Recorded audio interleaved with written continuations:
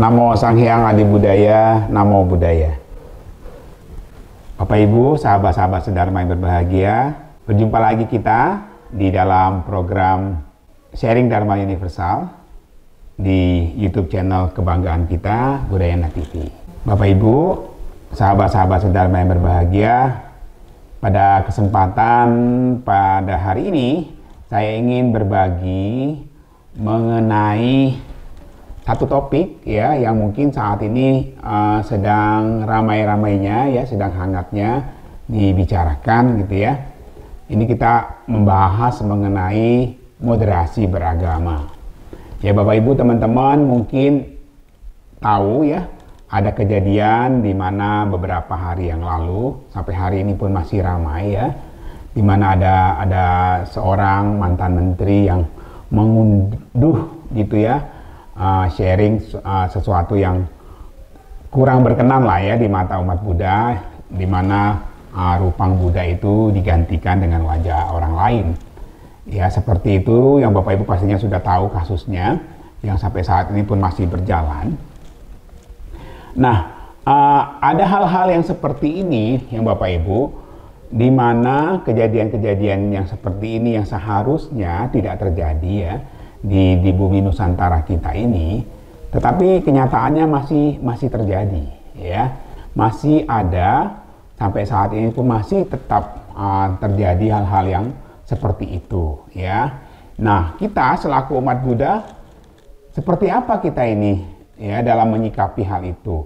Kadang-kadang kita sebagai umat Buddha sendiri pun terkadang juga tidak luput dari hal-hal yang seperti ini ya. Ini kan adalah kebodohan-kebodohan ya. Kalau kita bilang itu kayak semacam terlalu fanatik, terlalu sektarian, kita bilang seperti itu ya terhadap satu ajaran. Nah Bapak Ibu teman-teman semua, jangan salah bahwa walaupun agama Buddha itu banyak sekali mengajarkan ajaran yang universal, cinta kasih, kasih sayang, seperti itu ya. Bapak Ibu, ternyata di komunitas umat Buddha itu walaupun memang kasusnya tidak banyak ya, tetap ada terjadi orang-orang yang memiliki fanatisme yang sempit terhadap ajaran Buddha, yang kita mungkin lebih sering kita sebut sebagai sektarian, seperti itu ya. Ada kasus di mana ada umat Buddha kita bilang di Sumatera lah ya kasusnya ya, di salah satu tempat di Tanjung Balai seperti itu. Umat Buddha kita ini sedang mengalami sakit, tapi karena dia adalah seorang vegetarian, dia membutuhkan darah, tetapi dia tidak ingin kalau darah yang masuk ke dalam tubuhnya itu adalah darah dari orang yang tidak vegetarian. Bayangkan, ada orang yang seperti itu ya dalam tanda kutip, sangat fanatik terhadap ajaran yang kita bilang, anggap aja ajaran itu adalah vegetarian itu sendiri, itu sampai dalam kondisi yang sekarat pun, sakit pun, dia tidak mau darahnya itu tercampur dengan darah orang lain yang tidak vegetarian. Dan kasusnya, mohon maaf Bapak Ibu, sahabat-sahabat sedharma, kasusnya cukup menyedihkan. Umat Buddha itu kemudian meninggal dunia dalam kebodohan, meninggal dunia dalam kondisi yang sangat fanatisme yang berlebihan ya. Bapak Ibu, bukan hanya itu, banyak juga kasus-kasus yang lain ya, yang Bapak Ibu pastinya juga sudah mengenal beberapanya dan mengetahui beberapanya ya. Nah, berkaitan dengan itu, Buddha kan mengajarkan kepada kita jalan tengah ya Bapak Ibu ya. Di dalam ajaran Buddha itu jalan tengah itu sangat penting. Kalau sekarang istilah yang lagi populer dikumandangkan oleh pemerintah untuk lintas agama itu dikatakan moderasi beragama.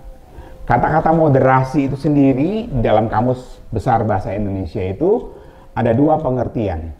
Yang pertama itu adalah mengurangi penyiksaan gitu ya, kekerasan seperti itu. Yang kedua adalah menghindari keekstriman. Nah, menghindari keekstriman ini sesuatu yang sangat buddhistik banget gitu ya. Dimana kita tahu bahwa kalau Buddha itu sendiri tidak mengenal yang namanya jalan tengah, maka tentu tidak ada agama Buddha yang kita kenal saat ini. Ya, ini sebentar lagi, beberapa minggu ke depan kan kita akan masuk ke perayaan Asada ya. Nah, momen Asada itu Buddha, kalau beliau ya tidak mendengarkan syair itu ya, saya yakin teman-teman semua, Bapak Ibu semua sudah tahu syair itu ya, syair yang mengatakan bahwa kalau tali gitar atau tali senar itu ditarik terlalu kencang, maka dia akan putus dan rusak gitu ya. Atau kalau dikendurkan terlalu kendur, maka suaranya akan menghilang, tidak terdengar. Orang yang memainkan alat musik itu harus pandai untuk menimbang, mengira mana yang pas untuk suara itu untuk bisa terdengar dengan indah seperti itu ya, teman-teman. Nah, di situ juga agama Buddha itu kemudian Siddhartha Gautama Pertapa menemukan kebenaran itu, akhirnya menempuh yang namanya jalan tengah. Sudah tidak lagi melakukan pertapaan yang ekstrim yang membuat tubuhnya itu, kalau teman-teman pastinya pernah melihat gambar itu ya, atau fotonya, di mana tubuhnya itu hampir semuanya sudah tidak ada lagi dagingnya, hanya tinggal tulang-tulang, terlihat jelas garis-garis tulangnya, seperti itu digambarkan. Dan itu kemudian beliau tinggalkan, lalu beliau menemukan yang namanya Majjhima Patipada itu, yang akhirnya kita kenal sekarang ini, yang lalu Buddha ajarkan kepada 5 pertapa itu, ya di hari Asada, Dhammacakkappavattana Sutta. Bapak Ibu, sahabat-sahabat saudara yang berbahagia, aneh, bagi saya adalah sesuatu yang aneh kalau umat Buddha itu ya menjadi malah ekstrim. Orang Buddha mengajarkan untuk jangan ekstrim kok.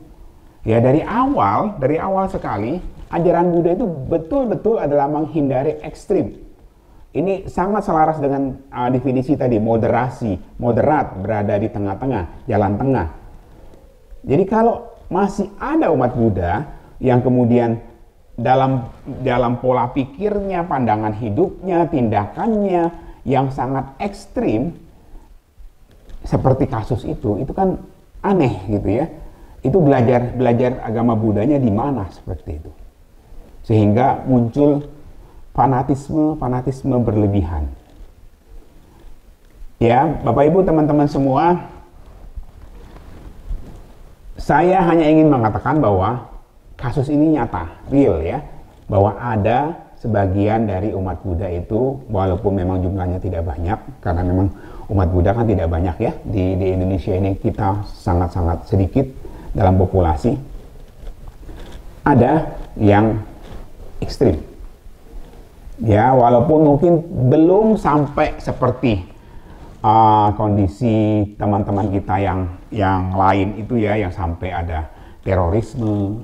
Tapi fanatisme itu adalah benih-benih ya untuk munculnya yang namanya terorisme. Ya, orang yang fanatik kemudian menularkan keyakinan-keyakinannya yang dianutnya itu kepada pihak-pihak lain, sehingga orang lain itu ikut juga menjadi sama seperti dia. Itu tentunya yang harus kita hindarkan ya Bapak Ibu. Kita tidak ingin hidup dalam kefanatikan. Kita tidak ingin hidup dalam kondisi ekstrim ya, karena Buddha sudah mengajarkan kita untuk tidak ekstrim ya Bapak Ibu, teman-teman. Kalau kita melihat ya, kenapa banyak sekali perbedaan-perbedaan di dalam agama Buddha, maksudnya begitu banyak variasinya gitu ya yang berkembang agama Buddha ini, baik di luar negeri maupun yang ada di Indonesia sendiri, begitu banyak ragamnya gitu kan ya. Nah, kalau kita melihat Bapak Ibu, saya mengandaikan ada 3 lingkaran ya Bapak Ibu ya. Ada tiga lingkaran, lingkaran dalam, lingkaran tengah, dan lingkaran luar. Kalau kita bilang lingkaran dalam itu adalah inti ajaran, ya inti ajaran Buddha, apa yang Buddha ajarkan kepada kita. Lingkaran tengahnya di luar dari inti ajaran itu adalah metode, cara. Berbagai metode agama Buddha itu diperkenalkan oleh para leluhur kita dari zaman Buddha sampai sekarang gitu ya. Variasinya banyak sekali yang kita kenal dengan Theravada, Mahayana, Vajrayana. Theravada sendiri punya variasi yang beragam gitu kan. Mahayana juga, Tantrayana juga. Nah, kemudian ada kulit lebih luar lagi dari sekedar metode, itu adalah tradisi. Tradisi ini satu metode yang sama, tetapi dibungkus dengan tradisi budaya setempat, ini menjadi berbeda kemasannya. Ya, jadi Mahayana itu punya berbagai macam metode plus lebih banyak lagi tradisi-tradisinya. Theravada juga sama, punya berbagai metode dan dibungkus dengan tradisinya yang bermacam-macam. Begitu juga dengan Vajrayana. Nah, permasalahan di kita Bapak Ibu, teman-teman, kenapa kita muncul fanatisme? Karena kita tidak masuk ke tengah. Kita tidak masuk ke dalam inti ajaran. Yang kita lihat itu adalah yang di permukaan. Yang di permukaan itu apa sih? Yang di permukaan itu seperti pembacaan parita, modelnya berbeda, iramanya berbeda. Yang bentuk luar itu apa sih? Jubah, pakaian, ya, model tradisi, jenis-jenis budaya yang melengkapi ajaran itu ya. Jadi ada budaya dari luar, misalnya Theravada Thailand punya budaya yang orang Thailand dibawa ke Indonesia, masuk ke Indonesia. Kemudian ada yang dari Sri Lanka juga dengan budayanya sendiri masuk ke Indonesia. Yang dari Burma juga membawa tradisinya, budayanya sendiri gitu ya, masuk juga ke Indonesia. Sementara kita di Indonesia cuma punya budayanya sendiri. Begitu juga yang Mahayana. Ya, Mahayana dari Jepang berbeda, dari daratan Cina juga berbeda gitu ya. Dari tempat-tempat lain. Sekarang ada yang dari Korea, dari tempat-tempat lain juga berbeda-beda. Di Indonesia sendiri kan juga budaya lokal yang Mahayana juga berkembang pesat dulunya di Indonesia. Jadi banyak sekali ya perbedaan-perbedaan itu yang menyebabkan orang melihat hanya, oh ini kok beda gitu ya. Berbeda menjadi sesuatu yang kontra gitu ya. Seharusnya tidak seperti itu.